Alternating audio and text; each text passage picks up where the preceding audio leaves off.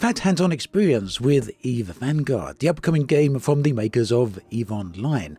Been playing this for a few days now, and yeah, it's been quite a bit of fun. Now, this is very early access. At the top of the screen you can see this is a pre-alpha build, and yet there's a lot of watermarks on the screen. That is so that CCP can track the footage in the event of it being released and know who it come from. And yeah, this is obviously my footage and my watermarks. Now, with this being a pre-alpha release, there are a lot of placeholder items here, such as the mining laser. There's no textures here, and you're going to notice some of that throughout this playthrough. That includes obviously the mining laser, some of the containers, some of the NPCs, and a few other different artifacts. All of this just obviously a part of this being pre-alpha. Also, this video is sponsored by CCP, so my thanks to them for that. All the information you need is linked in the video description.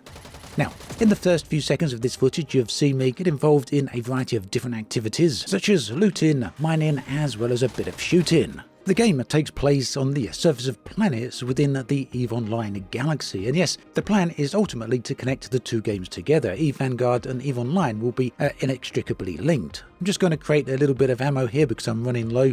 We've got a variety of different ammo types. I'm going to go for some kinetic ammo.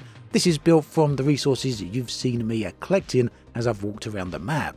And talking of maps, even in its current form, EVE Vanguard has quite a few very nice different environments. I'm sure there's going to be more on the way as well. And all of these you can experience in different conditions, and that means you can play them during the day, during the night, and even during different weather.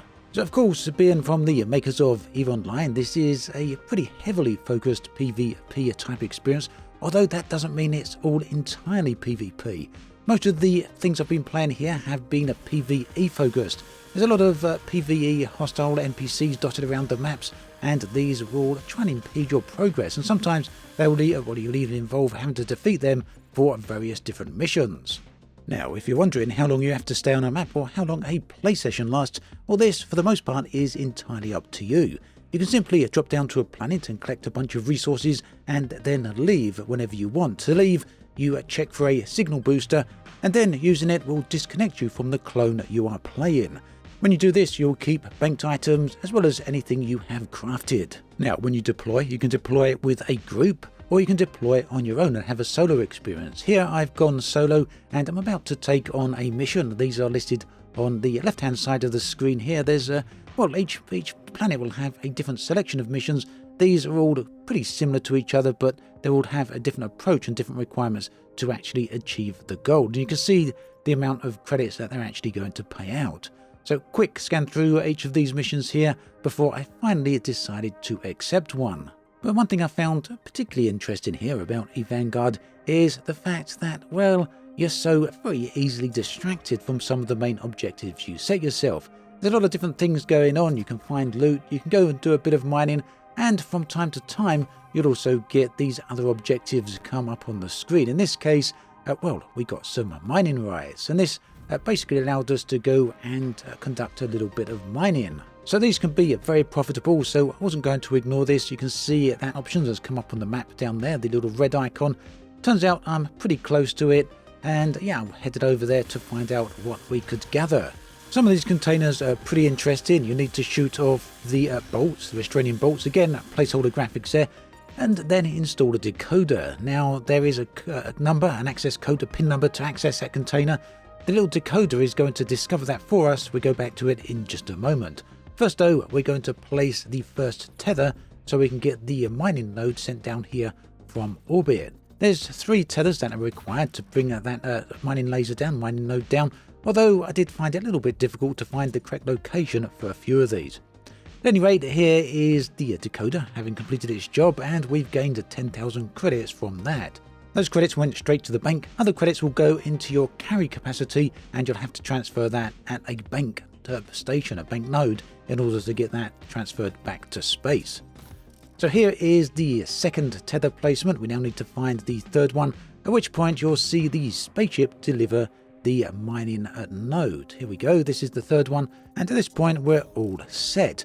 What we'll have to do after this is, you'll see some big cables aligned to the mining node once it's delivered. Here it comes from the spaceship. You're going to have to watch out here. I've never had one of these hit me on the head yet, but as this comes tumbling down, it really looks like it could actually hit you. I'm not quite sure what would happen if it did. Now, you can see the tethers there, the big cables. These swing around pretty wildly. Your task is to align them and make sure they're stable so that the mining machine can conduct its operations. And we're going to need to run back and forward between each of these to align all of them. The mining takes a couple of minutes to actually do, so we need to check those whilst that's actually in progress. Once you've aligned them though for the first time, generally speaking, they tend to stay pretty much aligned, though you will need to refine that a little bit. And there we go, that has been mined. We've gained ourselves 75,000 credits, and well, the idea is eventually that you'll be able to spend that on equipment manufacturing and blueprint. None of that is quite available yet in this build of a Vanguard, but I'm going to talk a little bit about more of that in just a moment, so please do stick around. Elsewhere on the map, you can gain access to some of the huge crashed ships, and these really do give a bit of an idea of just how large the vessels are in EVE Online. Some of these are now shipwrecks down on the surface of these worlds. From time to time, I encountered some NPC hostiles. The amount of encounters here would vary. Sometimes it was pretty regular, other times I could go quite a while without seeing anyone. Just waiting down here for the shield to recharge. That's down on the bottom right. You can see that recharging there. Going to create a little bit of more ammo because I know darn well there's going to be more NPCs up the top here. And there you can go. One straight in front, another one to the right. That's going to shoot at us as we just get to the top of these stairs. I think they hit me a little bit harder than I was initially anticipating. Now again, this is pre-alpha, so I suspect that the AI for these NPCs will improve over time. But you know what, I think they're actually pretty decent already. They certainly seem to be able to attack you and flank you and, well, do everything else they need to do to try and take you down. But we'll see how that improves over time. Now, moving on, I want to talk about two other in-development features for Vanguard. That is the deployment map and UI, as well as blueprints and manufacturing. So, we'll start with the deployment. Now, as mentioned earlier on, Vanguard is set in the EVE Online universe, and as such, the developers want to make this very much apparent. And that means anyone who's played EVE Online will be very familiar with Vanguard's star map. It is indeed the exact same galaxy with the same stars, the same systems, same planets, and all the rest of it. CCP's plan here is to use data from the EVE Online galaxy, and that is, I guess, player-generated data from the events players are conducting and participating in that game as a foundation to build missions and other events down on the surface of worlds in Vanguard. Now, at the moment, it's not been too clearly described how deployment is actually going to work, but it seems as though players will be able to choose various star systems from the star map and then choose a planet to deploy to. CCP have released this screenshot, a concept screenshot, of what the planetary deployment screen might look like. We can see the available deployment zones on the planet here, as well as the contracts that are available in each zone. The other screenshot the team have shared is this. This is the deployment map, and you can choose different security areas to deploy to. The idea here is kind of to mirror what we see in EVE Online, with NotherSec, HighSec and LowSec security space. Each of these will come with its own set of difficulty, challenges and rewards. Additionally, there should be other information available on this screen to allow you to decide and to prepare exactly how you want to deploy and what type of equipment you want to take. And also you may notice there's a players option here that should allow you to see where other players, specifically your friends, are located so you can deploy along with them.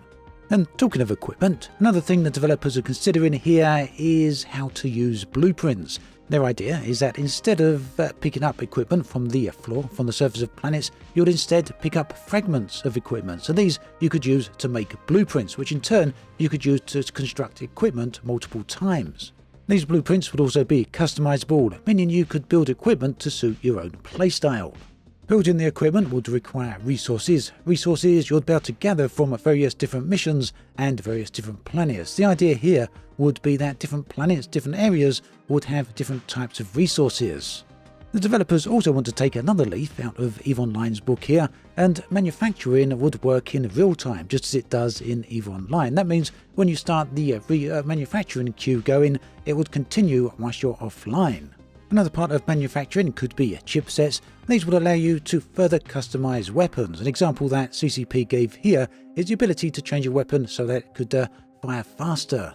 So there's certainly a lot going on with EVE Vanguard at the moment. Very interesting to see its development. If you're interested in checking more of that out, they do have a Discord server that you can join. I'll be sure to link that in the video description below. Meanwhile, I'll have more videos on this particular game coming up in the future. Thanks for watching this video all the way through. I'll catch you next time. Do take care.